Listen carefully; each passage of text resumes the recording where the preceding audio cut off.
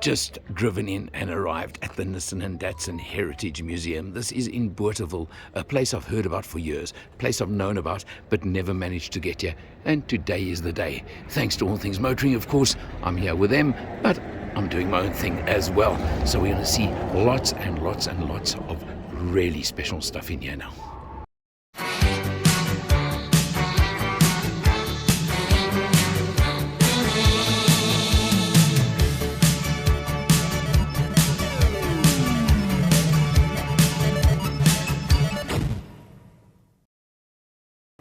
Hello, my name is Michael. I'm the owner of CHANGECARS and the host of the TV show All Things Motoring.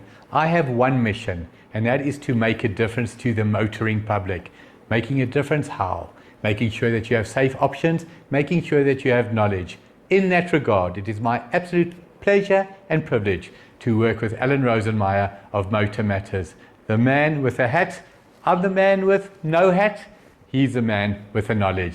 Thank you for watching. Hey, I'm Alan R from MotorMatters, CHANGECARS, and of course All Things Motoring. The other Mike. How are Be you? together again, pal. Yes, good to be back. Yeah, now we're at the Datsun and Nissan Heritage Museum in Bothaville. It's unbelievable what we see here today. This is mind-blowing. There is no other word. I've heard about this place for years. I've wanted to come for years. And then I spoke to Mike from All Things Motoring, and he told me he's coming here, and I just had to tag along.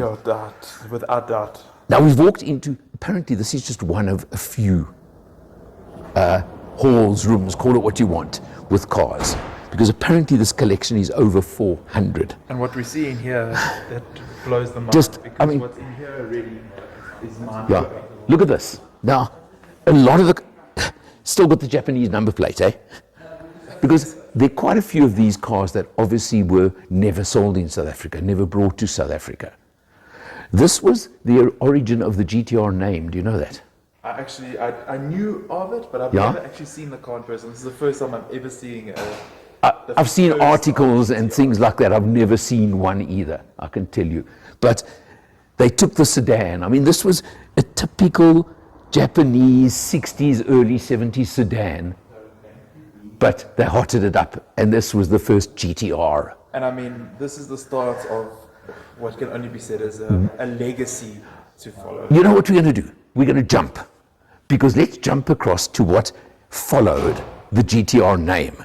Now, you know more about GTRs than I do, so you lead me on this, pal. So this GTR is an R32, so obviously the first derivative. And Yeah. I know for me personally, I used to play video games, Gran Turismo specifically. Yeah, okay. And this car in Gran Turismo was an icon. Okay. From one, it still has made its way into the 7th generation. Are you serious? Yeah. Okay. Next one. R33. Okay. I can't tell you much about the engine. I don't Yeah, know too right. much about it, but I know there were specific regulations in Japan at the time. Yeah. Basically meant that there were some cars that whether it was this or the Toyota or the Mazda and all of that, and had a similar power output in terms Yeah. of horsepower. I think it was 210 horsepower. I was going to say, did they do something like the Germans did where there was the gentleman's agreement to limit to Yes. 250 kilowatts? That's exactly it. Okay. It was 210 horsepower. Yeah. And it was 4-cylinder, or I think that's what it was. I think this is where it might have changed. Yeah. But they all had the same engine, Okay. similar engine and similar power. Now, this one is another 33, right? Another R33. Okay. But now, there is the, R34. which is the one, now hang on, which is the one that's, has been sold in South Africa? I'm getting completely confused. Actually, I'm not too sure. I don't Yeah? I don't believe that this one was sold in South Africa. Yeah? I think these were more imported. Look, I know the 32, a lot of them- 33s definitely came in, like a couple came in, Couple but they were came never in. officially sold here. Yeah, I don't believe that this was, but I Okay. do know for the R35. R35 is the one that that- really was Yeah. pushed here. And this car became synonymous with all petrol heads I know as a kid watching The Fast and the Furious. Yeah, okay. Silver, blue pinstripes. Everyone knows exactly what I'm talking about just by saying Fast and Furious, silver Yeah. and blue. You know exactly what car I'm talking about. And I am 27 years old, and this is the first time I'm ever standing next to one in the flesh. Okay. I've never seen one. There's R35 across here. That's what it is. And those are the ones that, as South Africans will know, a 3-liter V6 engine, they can be tuned to insane levels, okay? I mean, people have got them up to, I think, 1,000 kilowatts using all kinds of tricks and whatever, but it doesn't mean they're necessarily practical at that level. I don't think it's something you could drive every day. But now that one, can you see that one there? That one is pretty special because that's got the Liberty Walk. That Body kit conversion, okay. Do you know I that? didn't know that there was even a Liberty Walk. Well, just look at those fenders. Look at those big fenders on it. Yeah.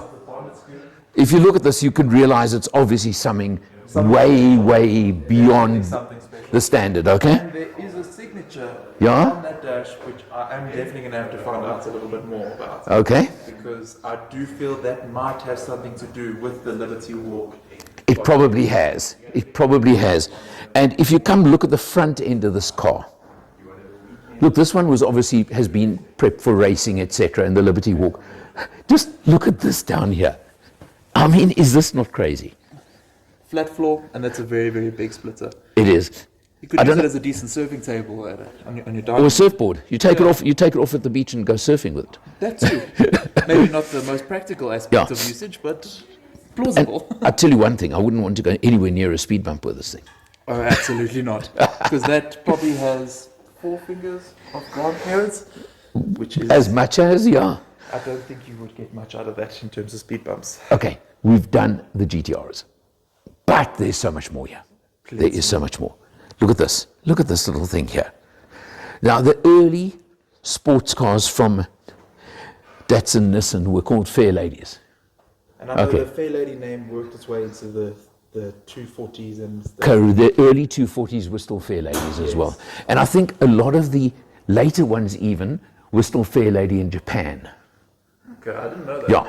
But now, how's this? How is this on this car, okay? It's a 3-seater. But I could see why, because Yeah. putting a seat facing towards In the front, you've got no driving, space. I mean, you've no. got no space. Yeah. So You've got tons of leg room, but I don't know how comfortable I'd be sitting sideways, but must be a little bit disorientating as well. yeah. But as was said just now, a one kiddie car. You've got another Skyline GT, but the coupe, the 2-door one here. I mean, these are just cars that blow my mind. They really are. And a car that started an Yeah. absolute legacy Yeah, in the motoring industry. right. I mean, look, thinking back, the time this car was created, I don't think the people who made this car would have ever envisioned that from something like this, you would move into Into an that. R35 like that. I mean, But these were legend in Japan. Eh? they were From the early days, they were legend in Japan. They were incredibly collectible as well, if I'm not mistaken. Then Everyone and- tried to get a hand. Then and try now. Yeah, I can only imagine. I mean, and just a totally different ball game now. And the fact that he's got more than one of them Yeah. is just And I mean, some people Yeah. are lucky to see one in their lifetime. Correct, We yeah, have the yeah. privilege of being alongside a 4-door and a 2. correct. Yeah, Two-door no, GTR. 100%. Mike, do you remember or do you know the Nissan Exa? I do know of it. I've never ever been inside Before one, your or time. A little bit before my time. Yeah. Don't want to admit that too much, but yes, a little Okay. bit before my time, but I do know a Yeah, little bit. 70s, 80s, I think they were. Yes. Okay, right. Now, the Exa was the 2-door coupe. All right, lovely lines. I always wanted to buy one of these cars for myself, and what I wanted to do was just look at this styling. Look at this massive C-pillar over here. I wanted to cut it there and make it into a Targa top open. No, that would be. And I reckon this car was just designed. I don't know why they never did it themselves. Okay? Yeah. But I just fancied that idea. There was actually an Exa Turbo available as I well. do know about the turbo, which was basically a more juiced Potent, up version correct, of yeah, the yeah, normal, correct, yeah. And of course, one of the features was the pop-up headlights. which I still think Yeah. it's a pity we don't see it today. Because Correct. They are incredible. Now, there was the more mundane, can I call it, 4-door version called the Langley, Okay. all right, which was the brother, yeah, the 4-door brother. Yes. But a lot more mundane. I'm sure we'll find one somewhere here. But, then come have a look at this. Now, it's a 4-door, right? Yes. It's effectively the Langley body. All right? I see a badge there that tells me. No, wait. Don't look at the badge yet. Okay. Show the front end. Because the difference with the Langley was it didn't have the sharp nose with the pop-up headlights. Okay. It had a more normal front end headlights, normal. Yeah. But Friak was telling me, who owns the museum, this is called a Ninja. Now this I've never heard of. You won't have. I never heard of it. There were only 20 of them ever built in Japan at the In factory. Japan, and one of them just so happens to be in Portugal. This is number 10. Wow. And now hang on, you saying one of them happens to be here. Apparently, and I mean the man knows his stuff, this is the only one that still exists in the world. What? That is incredible. Yeah, so it's a 4-door Exa. And basically one of one. One of one in the world today. Even the Is incredible. Wow. even the Nissan Museum in Japan does not have one. That Okay. is a collector's piece if ever there was one. Mind blow. And I mean, Total mind blow. it's so unassuming as well, Yeah. because if I saw this in a car park, I probably would have just walked past and been like, "It's a Nissan Exa." Yeah, So well, you would get confused. Exa, Langley, whatever. but you would have never. It's so unassuming that it would be Totally. Totally. one of 20 and supposedly one of one One of 20 ever built in Japan. in Japan, only surviving one in the world. That is unbelievable. Totally crazy. Let's just have a look over here. Now, Christy behind the camera said this is her favorite in the entire museum. Look at this little thing called the Figaro. It's very cute looking. It is, eh? It's got a nice lines, curvature. And you notice it's got the sort of Back the fold back roof, yeah, the vinyl fold. It's not quite a convertible, but the vinyl fold back roof. You know what I'm looking at that's interesting? It's automatic. It is an automatic. Yeah. Apart from the 90s, it looks fairly in its time. It's The equipment that's inside. well, it's an interesting. It's a kind of old-fashioned body exterior. This could be from the 50s if you look at the body. Yeah. It's one of these throwback or whatever you want to call it, you know, designs. A retro kind of. Retro, that's the Modern retro. correct, yeah. Yet it's got a lot of modern as well. So it's a very interesting little one. These were never available, obviously, in South Africa, I can tell you now.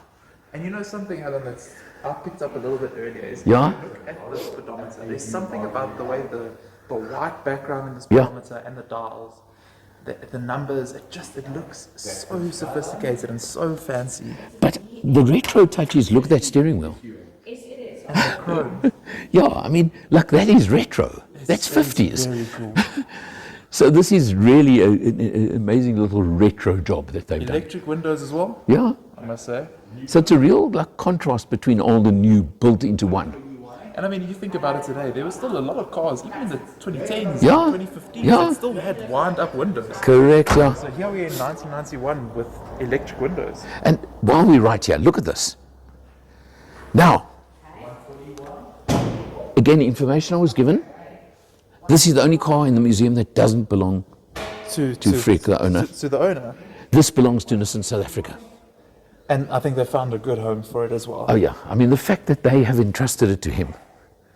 If you ever needed any credibility for this museum, just what more do you want? Nissan South Africa trusting you to. Correct, yeah.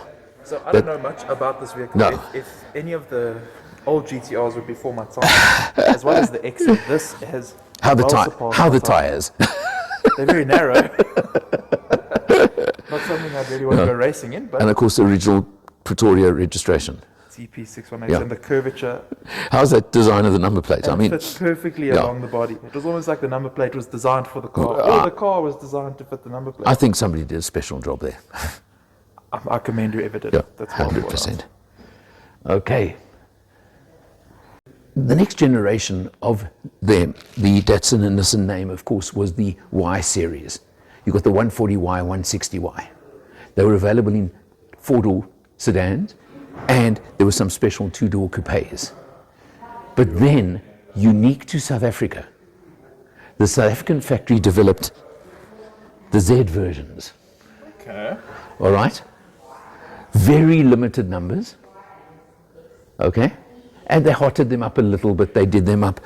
Yeah, extra spec. I think they even upped the power on the engine, but I need to do more research to find out. The one thing they did do on these cars is they had 40 mil Delotto carbs, dual carbs on here. All right. Which Yeah. definitely would, adding to you hotting them up would have helped. Yeah, yeah. I don't think they went crazy, but they just upped it a bit, you know? Just gave Up it the game a little bit, a little bit of spice. Yeah, and as I say, they had nicer mags, a few touches. I mean, this big boot spoiler over here, which It feels really solid. wasn't common in those days. But now, as I said, limited numbers. And what's very interesting is the 140Z is far more rare than the 160Z.